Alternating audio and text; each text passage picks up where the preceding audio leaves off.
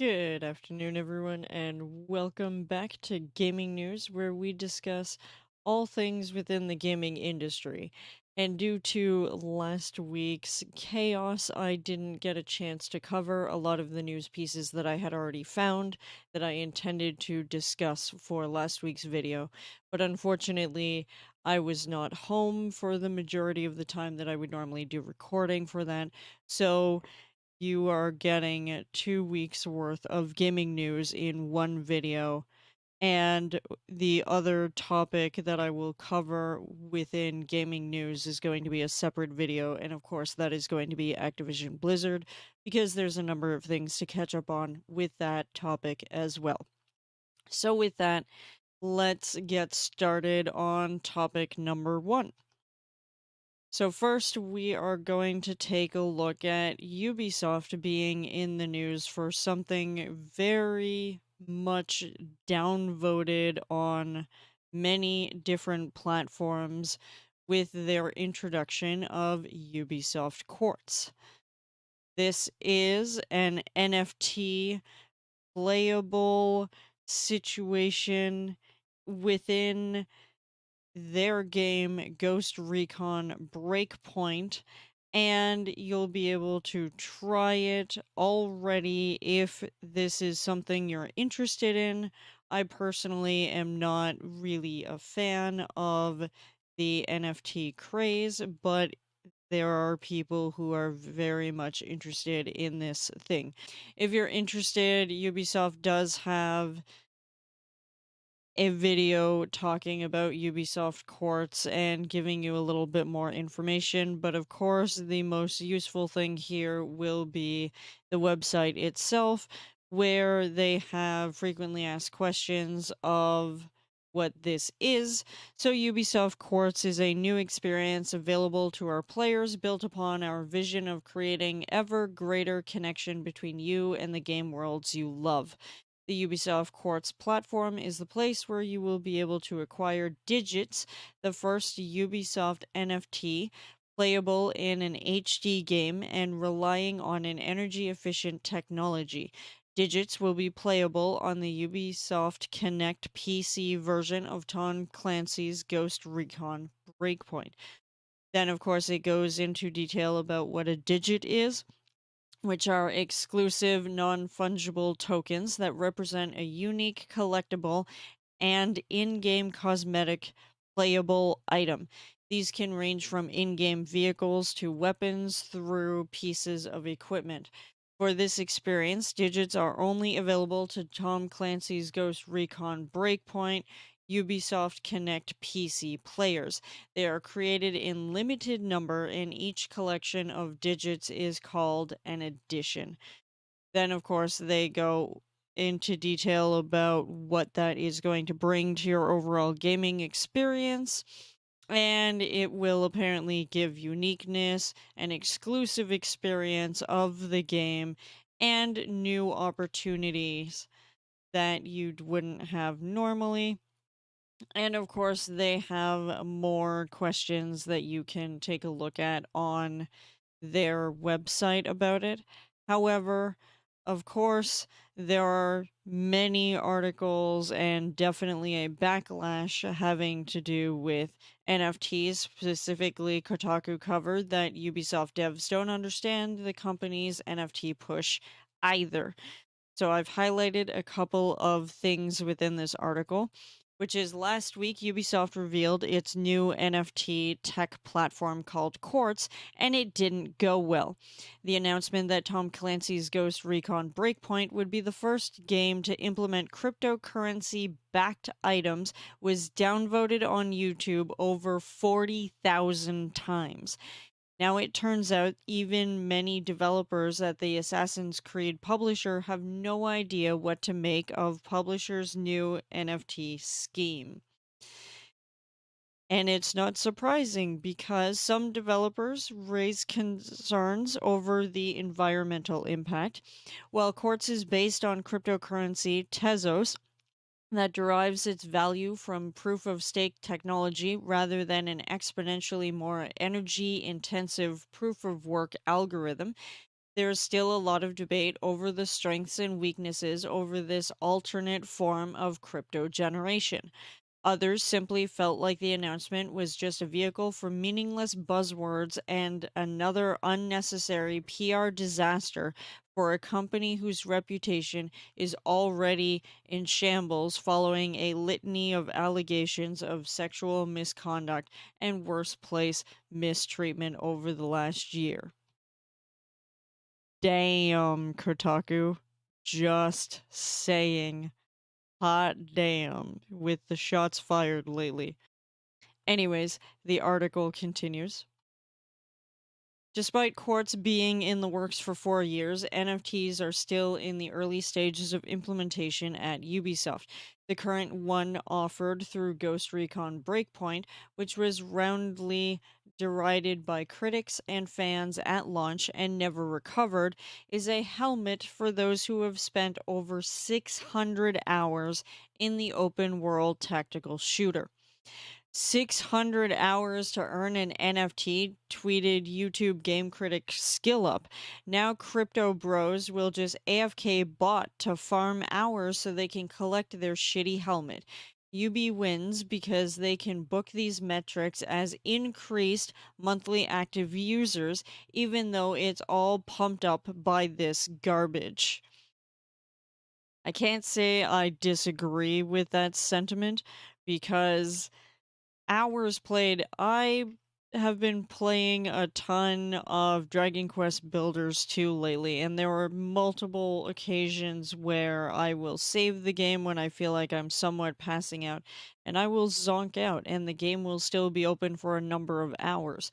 So my hours played in Dragon Quest Builders 2 is not equivalent to the actual amount of time that I have played the game. And if you're looking for another cookie clicker kind of situation to earn these NFTs and these special items that really don't do anything, it's kind of like the loot box debacle. And we've seen this happen before where loot boxes would be against the normal grain when it comes to video gaming because it comes close to gambling, of which many countries have laws, and especially considering there's a number of minors who are playing in these video games. You don't want to get them hooked onto gambling at such a young age when they don't have any disposable income. And here we have a pushback against NFTs because it is also kind of doing the same thing where you're going to get items that don't necessarily change the gameplay experience, but you can use real money or Bitcoin or cryptocurrencies to be able to get these specialty items as though it's something valuable. And this is exactly what the pushback against loot boxes was about, where you're not getting anything tangible, you're getting something ethereal. And this is kind of in the same line as that, so I have many questions. And if you want a good explanation of what an NFT is, if you're very confused as to what this is supposed to be, I will link in the description below an article written by The Verge where they went over what an NFT is, how it changes things, why it might be important, what this means for the market. It's actually quite hilarious, and I will definitely make sure that some of you read through that because it was really interesting, and I thought it would be worthwhile to take a look at for yourselves when you get the opportunity. The next conversation I would like to have, the next topic is Cyberpunk 2077. And while the game has certainly seen more positive reviews lately, now that the game is more playable for people, generally speaking, people are actually understanding the fact that the game is actually good. but was probably released too early as there were a metric fuck ton of bugs in the game. And today we are covering some of the less exciting things because people wanted to know about the status of what happened with some of those lawsuits that occurred. So I have an IGN article here that Cyberpunk 2077 developer CD Projekt Red settles with unhappy investors for $1.85 million. And of course, there is information about the fact that the investors launched their own lawsuit because they felt as though the gamers were being given a gross disservice by launching in such a buggy state that they decided to band together and sue the company for its launch. And as per a document shared by The Verge, details surrounding the negotiations of the lawsuit have now been outlined, though these will likely still need to be looked over by a court. Members of the class, including the plaintiffs, shall relinquish any and all claims against the company and members of its management board, reads a passage in the document.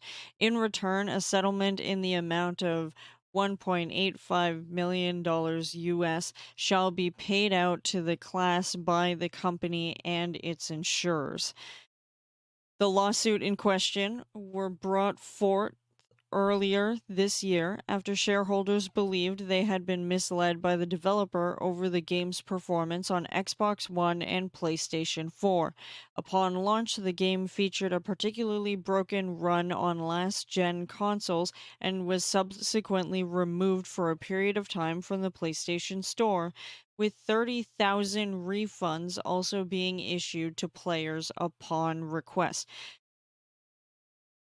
I'd like to also point out that CD Projekt Red did actually make an announcement saying that people who felt like they did not receive the quality of game that they wanted when they ordered the game or pre-ordered the game would be allowed to get refunds for Cyberpunk 2077 without checking with Xbox and PlayStation whether or not they were going to honor those refunds. And it actually caused a lot more issues by blanketly stating that you will get a refund if you want it, even though there were a lot of people that were not consulted in that decision making process. So the fact that they did that, knowing that they would take a substantial hit, is very interesting to say the least.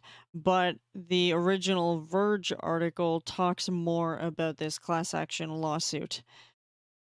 So the game had a budget of over $300 million and they made that money back. So while the settlement will likely have to be approved by a court, it sounds like the lead plaintiffs and their lawyers negotiated for a fairly tiny sum here in exchange for relinquishing any and all claims against the company and members of its management board. That's when you consider that the game had a development budget of over 316 million according to Game Industry Biz, recouped that entire development and marketing budget in digital pre-orders alone and didn't actually see a huge impact from refunds, which makes you question whether or not it was necessary for the investors to move forward with their lawsuit to begin with, because that sum of money obviously seems to pale in comparison to what they felt like was damaging to the gaming community.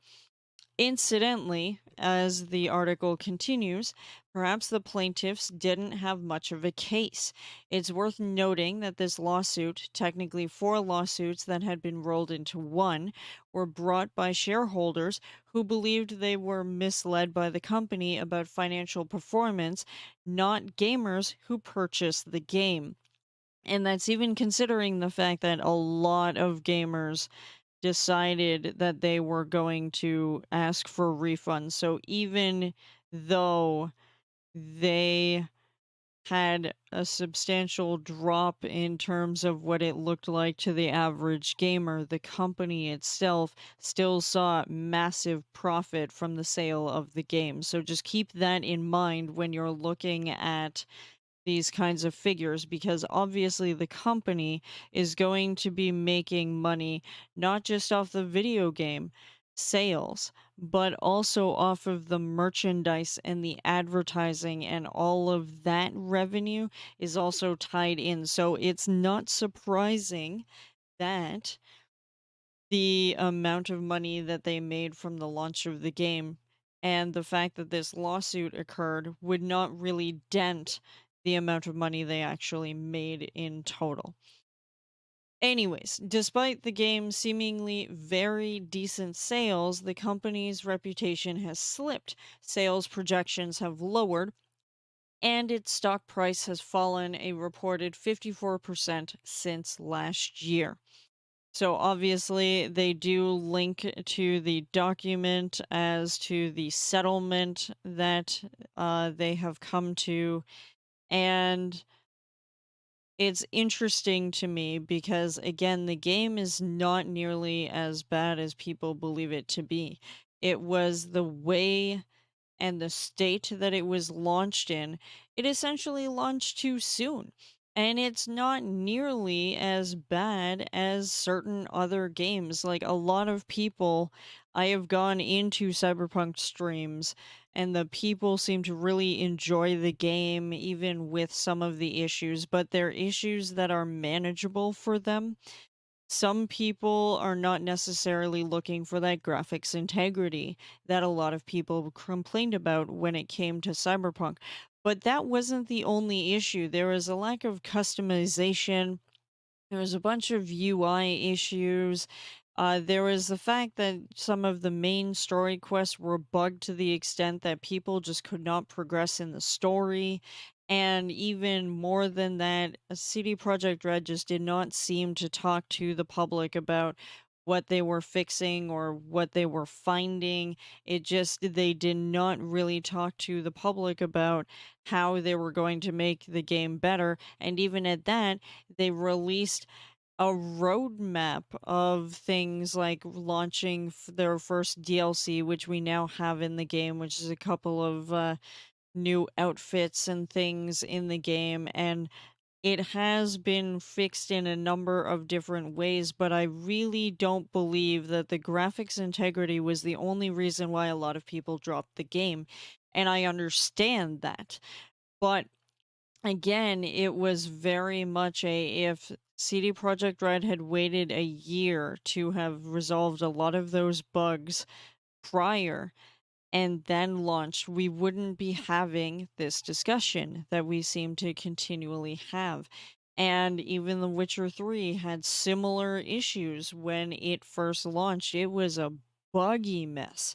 And CD Projekt Red turned it around, and now it's a critically acclaimed game that a lot of people really love, and has now spawned into a couple of Netflix series and possibly a movie, I think, and all of these other things. So it's not that the company can't do extremely well. It was just people's expectations were much higher than what they were delivered, and that is where a lot of the discrepancy is. And if the Verge article is to be believed as to the settlement only being $1.85 million, being that the plaintiffs didn't have much of a case, especially when you rolled four lawsuits into one.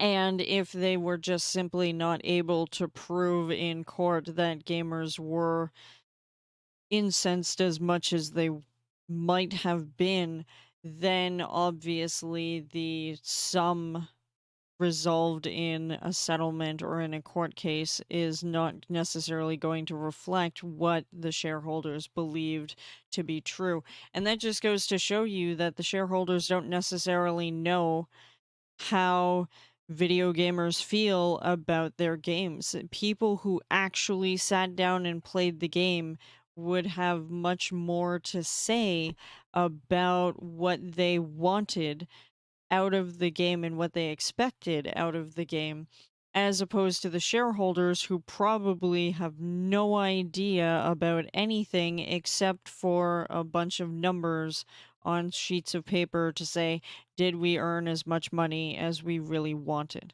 So keep all of that in mind. Next up, I'd like to talk about Bungie. And in this particular case, it all stems with this bombshell of an article posted by IGN last week covering a lot of different things having to do with the development of various games, and specifically, it focuses a lot on Destiny, both Destiny 1 and Destiny 2. And I've only highlighted a couple of things because this is actually an incredibly long article, so of course it will be in the description if you want to read everything about the situation with this, but I actually came into this not having read this article first. I actually read Pete Parsons' post to the public first, and then was confused as to why he's making this statement without having any sort of backing. But it was because he had seen this article release and then published a statement to the public. So we're going to go over both of those things. So Rebecca Valentine says, in September, Bungie made a huge announcement after the developer spoke publicly about its desire to push back on toxic work culture. CEO Pete Parsons pulled back the curtain on a number of new initiatives in an effort to recognize our shortcomings. Bungie would hire a diversity and inclusion director, update hiring practices, improve training and tools, allowing anonymous HR reporting, and end forced arbitration. All of that, by the way, we did discuss in gaming news in a previous video that you can check out if you like. And I talked about how I was actually proud of Bungie going forward with some of these initiatives. However, after reading this, I now have a bit of questions when it comes to the developer, but we will continue. The announcement was lauded across the industry, appearing to be a set of proactive, forward looking moves amid industry wide working condition scandals. The response from within the company was different. IGN has spoken to 26 current and former employees that have worked at Bungie within the last decade. Their accounts of the studio's work culture encompass a wide range of experiences. They span overt sexism, boys' club culture, crunch, and HR protection of abusers, as well as more complex stories of microaggressions, systemic inequalities, and difficulties in being heard. However, interviewees also include a number of more recent employees who, despite their own hurts, truly believe the studio is slowly but steadily improving, are candid about the immense challenge of trying to turn such a massive ship in a better direction, and whose accounts of change line up with statements made to IGN by Parsons in response to this piece. Every source we interviewed joined Bungie because they wanted to be part of making video games they cared about, but all of them have been forced to grapple personally with a question: how does a massive AAA gaming company of 800 plus employees fully root out a toxic culture and become a truly safe, diverse, and healthy place to work? Ultimately, that is the question that every company needs to be asking. If you consider that a few weeks back we have talked at length about Activision Blizzard and the issues within that, and the fact that the massive lawsuits that are happening with Activision Blizzard will kick every other company into realizing its flaws and force them into finding viable solutions to this industry wide issue. And of course, it is multifaceted. And of course, many, if not all, of the AAA companies have issues within their company related to the same things that we talk about in these particular articles. But still, it ripped the curtain back and exposed every single one of these companies and their issues. And here we are with a piece that has been researched and developed over the last 5 months to issue this particular article with all of these accounts to sum up all of the information showing that even a company as good as Bungie has its shortcoming as well. And we're going to look a little more into this article before I move on to other stuff because, again, this is massively long and I skipped over a lot of things. According to those we spoke to, this translated to a bit of shorthand internally, namely that Bungie doesn't tolerate assholes. Leadership, including Parsons, in his response to this article, says Bungie doesn't put up with the kind of rockstar culture that at other companies has led to problematic, popular individuals taking advantage of their position to harm others, be that through harassment, toxicity, or other forms of abuse. But many of our sources say that this company line has, up until very recently, simply not been true. Almost everyone we spoke to had stories of at least one, if not multiple individuals with long histories at Bungie that seemed to be able to get away with anything, protected by either those above them in the leadership chain or long serving HR employees. When I read Bungie's response to Activision Blizzard, I laughed, one former employee said. This was not my experience there. They have that core value that they don't tolerate assholes, even if they're rock stars, but they totally do. All that's aspirational. Those are the values they want to get to, but they're not enforcing them. And this is the point where we have to question, what can you do? You have to really get rid of a lot of the bad apples in the industry across the board. And even then, even if you put together groups that will support diversity and pay equity and all of these different things, inclusionary practices, it's going to take a long time. And the people that you put in control of those groups have to be extremely vigilant. You can't lie down and hope that it will just magically go away. It has to be worked on, and it has to be worked on industry wide. And it doesn't help that the player base in some of these cases, that they're also not really helping because they're persisting the idea that women can't play games as well as men can.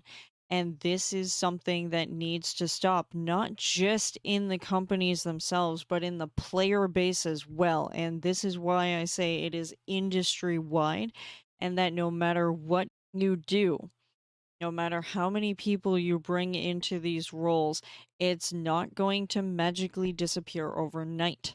So, we're talking with a person in this article who has also made an incredibly poignant statement, which is, it is a well known fact. If you talk to HR, you're putting your own job on the line, said one person. HR has never been there to protect employees. They've always been there to protect the company. I've watched it happen a few times at Bungie where someone went to HR and things went completely sideways for them.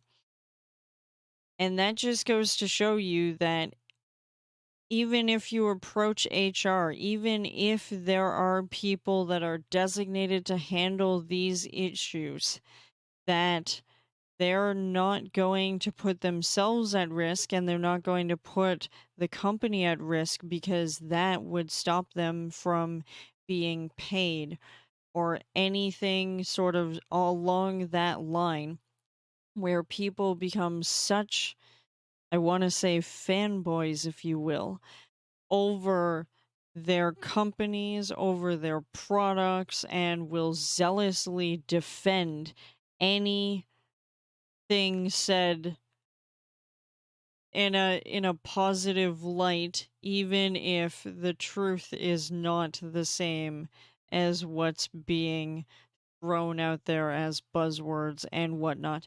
And just saying that you have a diversity and inclusionary group does not mean that everything is magically fixed, right?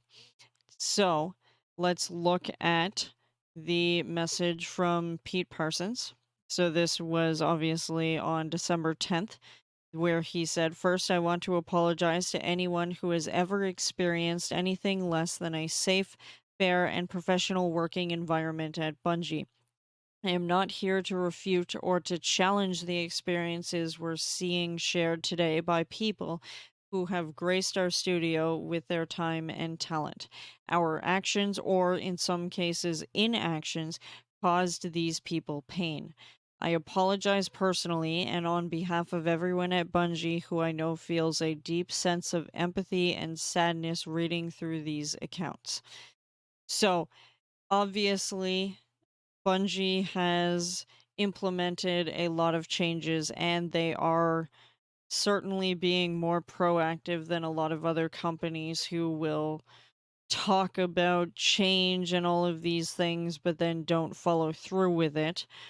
And so what they have done is removed a lot of people from the studio who were not very helpful, especially if some of those allegations are proven over time, over multiple cases. There are still certain people that have been ejected from the community entirely that I know of who try to tout the fact that they were wronged and that they can't prove anything, etc., so on and so forth. And that's simply not the case, where there's a lot of allegations against certain people who used to be part of the Destiny community. So within the studio, they've gotten rid of a lot of the people, but I imagine there are probably still some because people don't show their true colors all the time, so it can be difficult to track down who really are the bad apples. They have also looked at boosting up their studio, that they have made many efforts towards inclusion and diversity and equity for people at Bungie. So they've got a Bungie diversity committee, the creation of several new employee led inclusion clubs such as Black at Bungie, Women at Bungie, Trans at Bungie, and Accessibility at Bungie, with more on the way. And they have hired more dedicated and highly respected leaders to better support their clubs, their people, and to focus on the inclusion, the diversity, and the equity at Bungie. This year in 2021, they started conducting reviews of their hiring, compensation, and promotion practices, which includes a compensation audit conducted by a third party to identify and address potential inequalities. And they're continuing to examine and redesign their people systems and processes to correct unintentional outcomes and ensure inequity cannot be built into a murky system. They have been tracking a lot of different things since 2018. And he continues to say that I am heartened by the progress we have made, but it is not enough and it has taken too long. You're not wrong. It also does not sweep away the bad experiences people have had at our studio. As CEO, it is my job to factor both the past and the future and be accountable for all of it here and now. Speaking with the team at Bungie, reading the stories, and seeing both known and newly surfaced accounts, it is clear we still have work ahead of us. I am committed to it. We are not yet the studio we have the potential to become, but we are on our way, and we will not rest or slow these efforts because we recognize that the journey of inclusivity, diversity, and equity is in itself the destination we all strive towards. This is critical to achieving our vision and fulfilling the potential of the welcoming, equitable home of creative and technical excellence Bungie should be. So, with that, it shows that he is trying to be accountable and that he is looking at all of the stories, many stories that people were not comfortable with talking about, but it has also led to a couple of interesting sort of developments. One, the IGN article had very interesting timing, especially considering the anniversary has been accepted incredibly well by the community, and I'm actually having a great time with the content, although I really do feel like there should have been other things, and I'm still very uncomfortable and not sure about how I feel about the fact that this is supposed to be like a celebration, and I feel like it should have been accessible for the whole player base instead of just looking at the hardcore people that have the money to spend on this expansion. Now, of course, well, not really an expansion, but an addition, right? And as far as I understand, that content is going to stick around, so it's not like you only have it for a couple of months and then it's gone.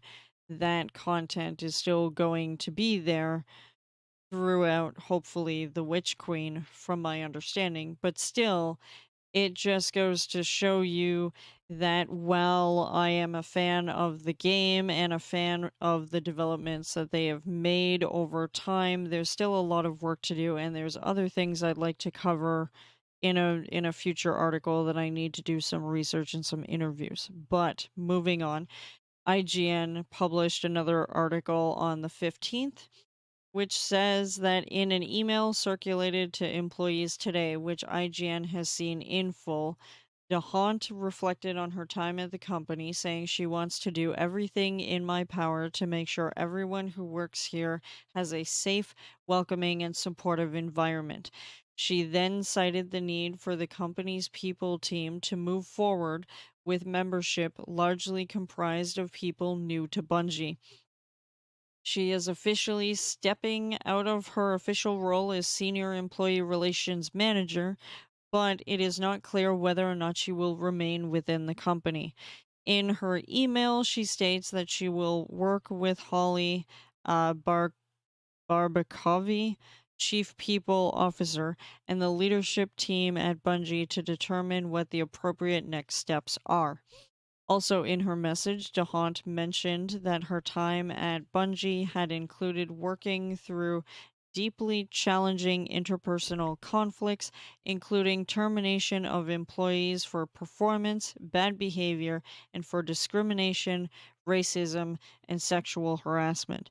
So, the fact that her tenure of 14 years has shown all of these things does give the impression that there is still work that needs to be done, even within Bungie, and hopefully they will be able to get ahead of that. Now, it's yet to be seen whether or not that will be successful, that people will give that freedom to grow and to learn and to change or not, or if they're going to raise the pitchforks on every company. We'll just have to see. But the last thing that I have highlighted here is she added that this included reporting her own abuser, a man, an executive, and someone I thought was my friend at Bungie, which resulted in Bungie firing him.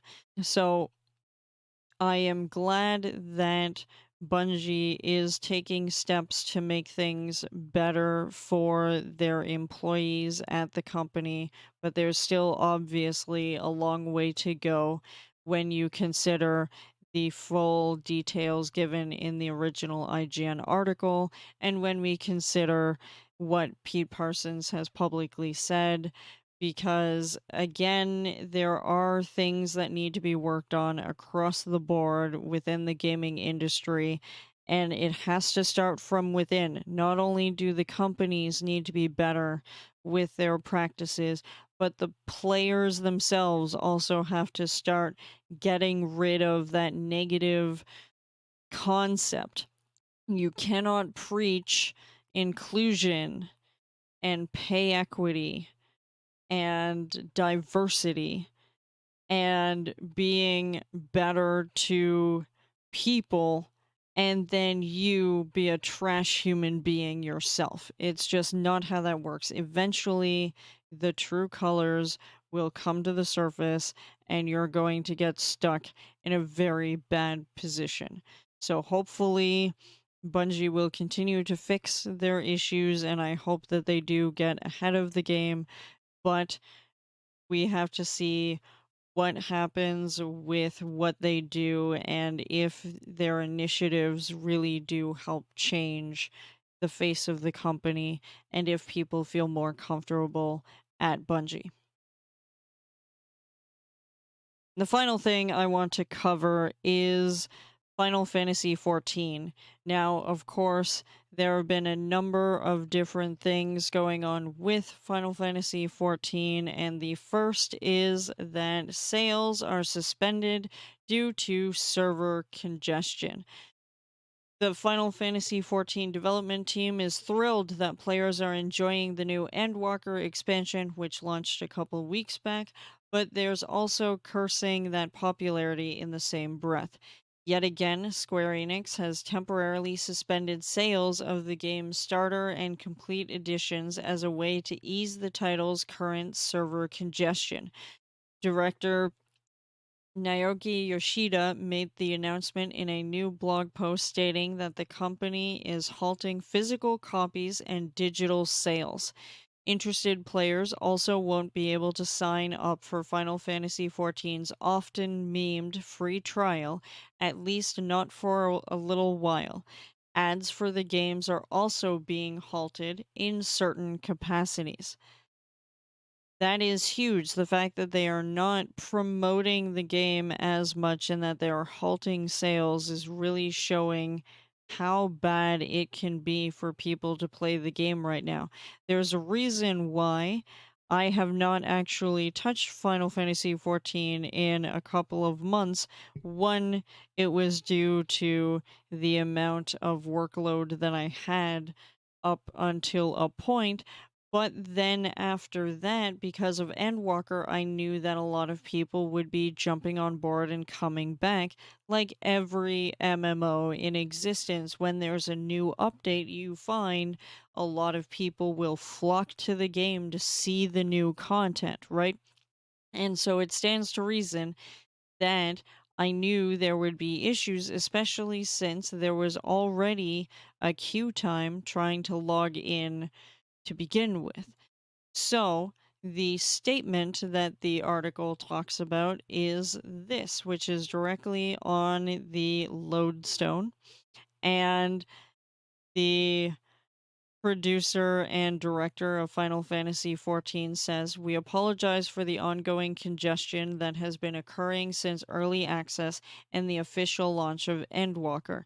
It's been nearly 2 weeks since the start of early access, and players are still experiencing substantial congestion when logging into the game. As we have new content set to release in upcoming patches, I'd like to provide you with several updates on our plans to address these issues." So, first, they are giving additional game time compensation, so they're granting an additional 14 days. This will apply to all players, including those with multiple accounts, who own the full version of the game and have an active subscription as of Tuesday, December 21st at 12 a.m. PST, which is the scheduled release date for patch 6.01. They are suspending delivery of package versions and temporary suspension of digital sales, which we've discussed. They are looking at the error 2002 errors that happen during the login queues, which cause unstable connections. It is a confirmed bug, and what has happened is people were booted out of the login queue and then sent to the back of the line, often forcing them into a situation where they can't even get into the game. This is something that Square is working on. Then they are looking at their patch schedule. And due to the high levels of congestion, we are aware that there has been a lot of discussion in the community about the release of Pandemonium in patch 6.05, scheduled for Tuesday, January 4th, 2022. Regarding this, as long as there are no major issues, we plan to release the patch as scheduled. We understand that there are concerns about world first races and first week progression, but patch 6.05 will add a number of new elements, such as the addition of a new Allegan tombstone, new crafting recipes, as well as the new treasure hunt dungeon, the Excitatron 6000. They're also giving updates regarding the addition of a new logical data center and worlds. So, since July of this year, in order to accommodate the significant increase in the number of new players, we have been working towards building a new logical data center and adding new worlds. However, due to the effects of COVID-19 pandemic, we have not been able to make any additions due to suspension of semiconductor production at manufacturing factories, decrease in production quantities, as well as a shortage of raw materials. Although we are investing much more money than usual, our attempts to alleviate the ongoing congestion situation are being delayed due to the physical shortage of server equipment. So they have been working with people around the world to try and solve this, and they figured that adding a single logical data center requires hundreds of servers. They inevitably needed more time, but are starting to see some progress. The server and infrastructure teams are working together to plan for new additions, and they hope to be able to provide some sort of roadmap in January of 2022. And then there are, of course, inquiries about errors triggered by specific payments. So, since the release of Endwalker, we have received a large number of inquiries from players who have been unable to play the game due to errors which occur during payment or code registration. After reviewing the details of these inquiries, we found that the accounts involved are being accessed from the same environment as those used by a group of people who believe to be providing suspicious services. As a result, these accounts were determined to be using suspicious services that temporarily access user accounts to log in and make payments or create accounts on their behalf and were blocked from payment and code registrations as a part of fraud prevention. Such suspicious services may have a history of theft or other fraudulent credit card activity, and we cannot do anything other than safeguard against such activity and cannot restore those accounts. As a reminder, we asked you to refrain from using such suspicious services for your own good. We will continue to strive to provide our utmost support so that everyone around the world can play comfortably. We sincerely apologize for the inconveniences caused by the ongoing server congestion, and we appreciate your understanding and cooperation. Now, that is obviously a lot going on with Final Fantasy, especially with their new launch, and inevitably, there's always some kind of issue when it comes to servers and being able to handle the load of players. WoW used to have it all the time back in the day where a new expansion would come out and everybody would flock to play it, and it was, day one, and it was just maintenance and servers down and people weren't able to log in or anything like that. And the fact that there's also this chip shortage and this pandemic still persisting because of the new variants, it has made life very difficult when it comes to being able to get into Final Fantasy XIV. So, if you are like me, who has the game and wants to play, I think that it might be best to look at other video games to play in the meantime to try and wait until there are proper solutions for this so that you're not sitting there waiting for hours on end to be able to play a game that you enjoy. So, with all of that said, thank you so much for surviving this really long video covering 2 weeks worth of content. That's why Activision is going to be in a separate video. And I appreciate all of your patronage. Please make sure to let people know that we are doing these videos. If you want to see more content or you have a topic you would like me to cover that maybe I have missed, please let me know in Discord or on Twitter or something like that. And I will see you in the next video. Goodbye.